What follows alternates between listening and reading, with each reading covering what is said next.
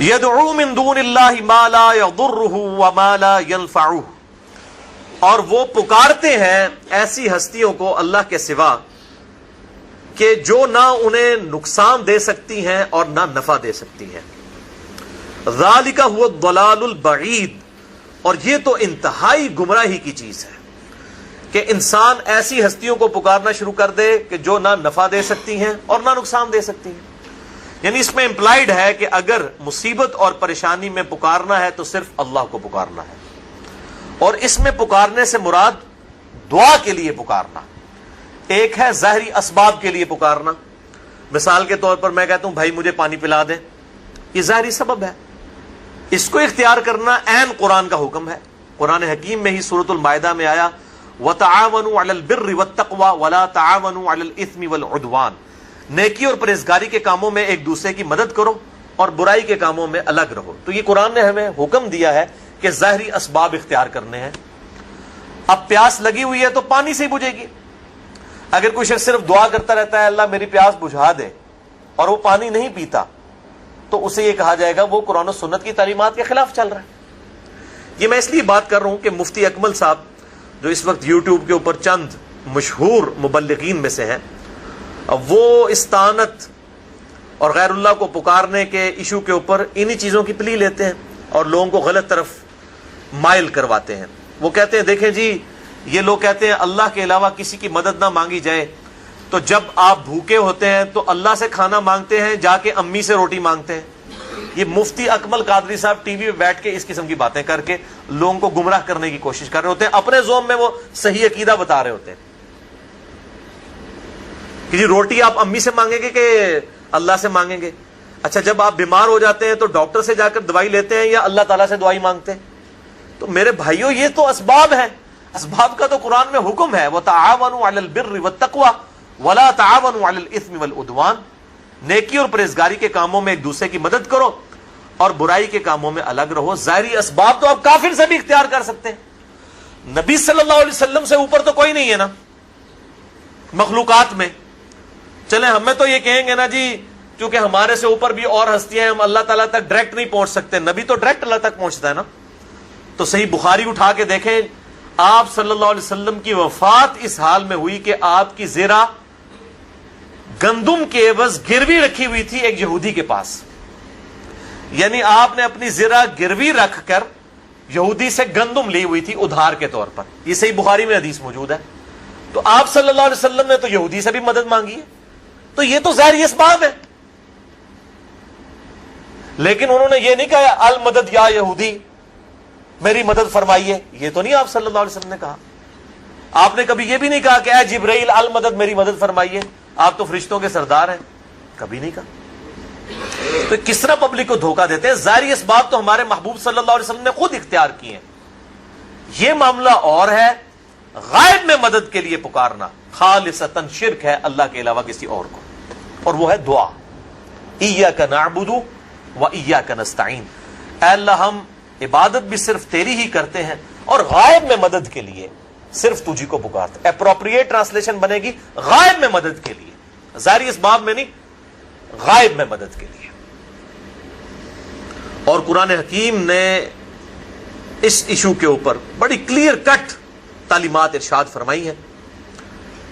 عبادت کے اندر فی نفسی ہی اس طرح کا شرک اس امت میں نہیں آیا جس طرح کے اگلی امتوں میں تھا، لیکن پکارنے میں وَإِيَّاكَ نَسْتَعِينُ جو عبادت کی اعلیٰ ترین شکل ہے یعنی دعا، اس میں آیا ہے. اس لیے قرآن حکیم نے سب سے زیادہ پکارنے پر زور دیا ہے. یہاں پر بھی آپ دیکھیں سورۃ الحج کی آیت نمبر 12 میں آیا یدعو من دون اللہ، یہ پکارتے ہیں اللہ کے علاوہ ما لا یضرہ وما لا ینفعہ، ان ہستیوں کو جو کہ نہ تو نفع دے سکتی ہیں اور نہ نقصان دے سکتی ہیں. ذالک هو الضلال البعید، یہ تو انتہائی دور کی گمراہی ہے. یعنی پستی کے اندر انسان گر جائے نا تو اس قسم کی حرکتیں کرتا ہے. کوئی عقل مند آدمی یہ حرکت نہیں کر سکتا کہ وہ اللہ کے علاوہ کسی اور ہستی کو دعا کے لیے پکارے. تو یہ گمراہی اپنے عروج پہ ہونا تو انسان اس قسم کی حرکتیں کرتا ہے. اور آپ دیکھ لیں یہ علماء کس طریقے سے لوگوں کو گمراہ کر رہے ہوتے ہیں. اور میں نے اگلے دن ایک وہ پوسٹ مجھے کسی نے بھیجی، فیس بک پہ لگی ہوئی تھی، ای میل کیا امیج کہ جی وہ ایک شخص جو ہے اس کا دکھایا کہ جی وہ ہاتھ بس ڈوبنے کے قریب ہے, ایک ہاتھ ہی باہر ہے, اور نیچے لکھا ہوا کہ جی یہ جو صاحب ہیں یہ ایسے شخص کے والد ہیں کہ جن کا بیٹا کہتا ہے اللہ کے علاوہ کسی کو مدد کے لیے نہیں پکار سکتے.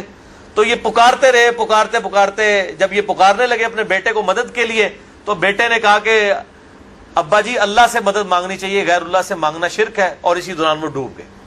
اب دیکھیں, تو میں اسے پوچھتا ہوں کہ آپ جن بزرگوں کو پکار رہے ہیں, آپ کے والد صاحب کو اگر تیراکی نہ آتی ہو, ہم ان کو دھکا دیتے ہیں پانی کے اندر, دریا بھی ہمارے قریب ہے, تو وہ شیخ عبد القادر جیلانی کو پکار لیں اس وقت, ان کی مدد کو آ کے بتائیں. چلو اللہ کو تو چھوڑ دو نا, اللہ تو مدد نہیں کر سکتا نا, پہلے تو بزرگوں تک پہنچنا ہے نا. تو وہاں جو دریا کے کنارے کتنے مزار ہیں, ان مزار والے بزرگوں کو پکارے نا کہ بچائیں. اور میرے بھائیوں, یہ ظاہری اسباب کا معاملہ ڈفرنٹ ہے. یہ تو ہمیں اللہ نے حکم دیا ہے کہ ظاہری اسباب اختیار کرنے ہیں, وہ تو ہمارے پیغمبر نے بھی اختیار کیے ہیں صلی اللہ علیہ وسلم. ان سے اوپر تو کوئی نہیں تھا نا, ان کو تو یا غوث الاعظم مدد کہنے کی ضرورت نہیں تھی نا, وہ تو ڈائریکٹ اللہ کے ساتھ تھے. پھر انہوں نے یہودیوں کے پاس کیوں زیرہ رکھوائی اپنی گروی؟ تو ظاہری اسباب اختیار کرنا اور چیز ہے, اور غائب میں مدد کے لیے پکارنا اور چیز ہے. غائب میں مدد کے لیے پکارنا خالصتاً شرک ہے. اور اس حوالے سے وہ آیت بڑی اہم ہے جو 20ویں پارے میں آپ کو پہلے صفحے کے اوپر وہ آیت نکلے گی. 20واں پارہ ذرا کھول لیجئے, وہ میں آیت بھی آپ کو, سورۃ النمل آیت نمبر 62, پارہ نمبر 20 میں پہلے صفحے کے اوپر یہ آیت ہے. 383 پیج ہے آپ کے اس بلو والے قرآن پاک کے اندر. آیت نمبر 62, اعوذ باللہ من الشیطان الرجیم, چھٹی لائن میں, امن یجیب المضطر اذا دعاہ, بھلا بتاؤ تو کہ کون ہے ہستی وہ جو اضطراب اور پریشانی میں گھرے ہوئے شخص کی فریاد کو, دعا کو سنتی ہے. وہ یکشف السوء, اور وہ اس سے برائی بھی دور کر دیتی ہے. وَيَجْعَلُكُمْ خُلَفَاءَ الْأَرْضِ, اور وہی ہستی ہے کہ جو تمہیں اگلوں کا خلیفہ کرتی ہے دنیا پر. یعنی تمہارے باپ دادا مرتے ہیں تو تم مر جاؤ گے تو تمہاری اولاد. یہ کون ہستی ہے جو اس طریقے سے یہ سارے معاملات کو لے کر چل رہی ہے؟ کون سے معاملات کو؟ اضطراب میں گھرے ہوئے شخص کی دعا کو قبول کرنا, اس سے برائی کو, اس کی تکلیف کو دور کرنا, اور تمہیں اگلوں کا زمین پر خلیفہ کرنا. اِلَٰهٌ مَّعَ اللَّهِ, کیا اللہ کے ساتھ کوئی اور الہ بھی ہے؟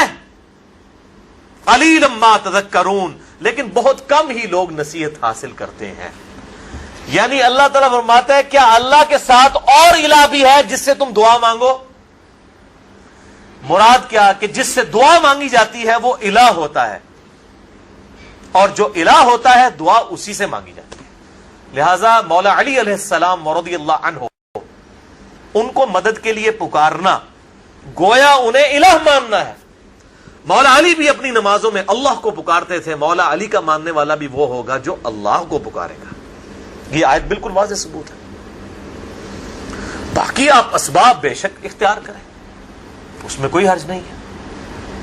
اور پھر مثالیں دے رہے ہوتے ہیں قرآن حکیم سے. جی قرآن پاک میں وَاسْتَعِينُوا بِالصَّبْرِ وَالصَّلَاةِ, صبر اور نماز کے ذریعے مدد چاہو. جی صبر اور نماز بھی تو غیر اللہ ہے, اس سے مدد کیوں مانگتے ہیں؟ وہ میرے بھائیوں کب ہم مدد مانگتے ہیں؟ ہم کیا کہتے ہیں؟ المدد یا نماز, المدد یا صبر. کون کہتا ہے؟ یہ جو ہمیں پیش کر رہے ہوتے ہیں وہ بھی نہیں کہتے. یہ تو وَاسْتَعِينُوا بِالصَّبْرِ وَالصَّلَاةِ, ساتھ یہ ہے اِنَّ اللَّهَ مَعَ الصَّابِرِينَ, بے شک اللہ صبر کرنے والوں کے ساتھ ہے. یعنی صبر کے ذریعے اور نماز پڑھنے کے ذریعے اللہ کی مدد تلاش کرو. یہ ہے مطلب اس کا. المدد یا صبر, المدد یا نماز, یہ مطلب ہے.